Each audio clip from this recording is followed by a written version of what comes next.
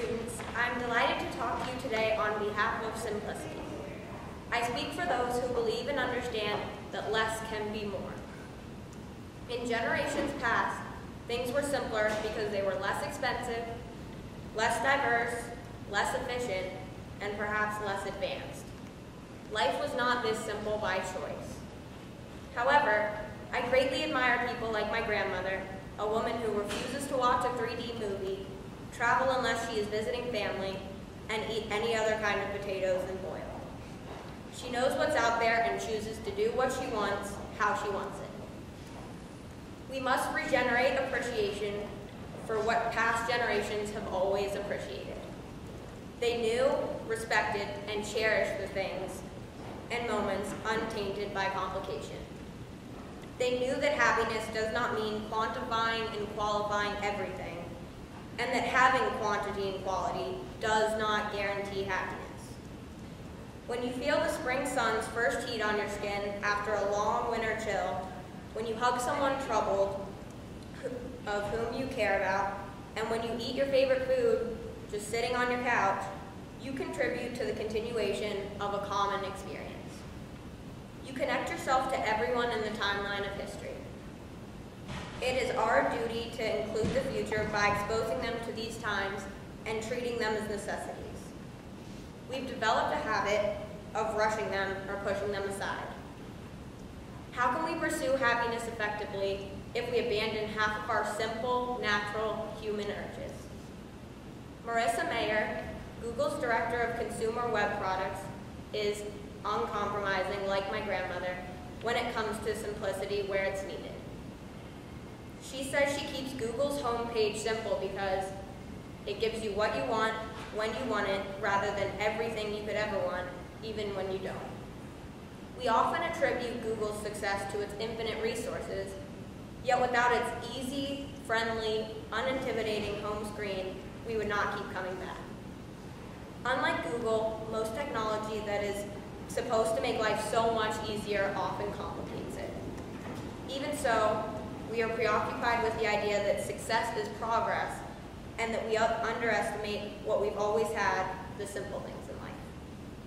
They are timeless and therefore can contribute to success as much as innovation can. We must remember that simplicity is okay too. I'm afraid that if we continue on forgetting, we'll regret things that could have been prevented. Our obsession with advancement and conscious neglect of simplicity must stop now because without balance, the fulfillment we strive for can never be attained. Not everything needs to be updated. We, the overthinking, overwhelmed students of this generation, are comforted by simplicity, and we don't even realize it. It puts our lives on occasion in joy, yet we deprive ourselves of time with it by racing towards intricacy because we think it ensures success. If we continue down this path, we can't be happy because constant complication is unhealthy. We need and deserve to slow down. Ralph Waldo Emerson, of whom we studied in English junior year, said that we ascribe beauty to that which is simple, which has no superfluous parts, which exactly answers its end, which stands related to all things, and which is the mean of many extremes.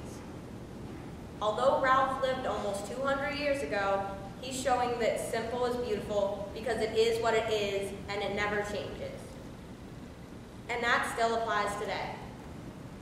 It's human nature to admire simplicity because it's what we know. And a smile is a smile to everyone. Sleep is sleep to everyone. The satisfaction found in these things can overwhelm, and that surprises me sometimes. However, the importance of simplicity shouldn't surprise us because it's the only thing that connects all humans, despite their racial, sexual, ethnic, political, and economic differences.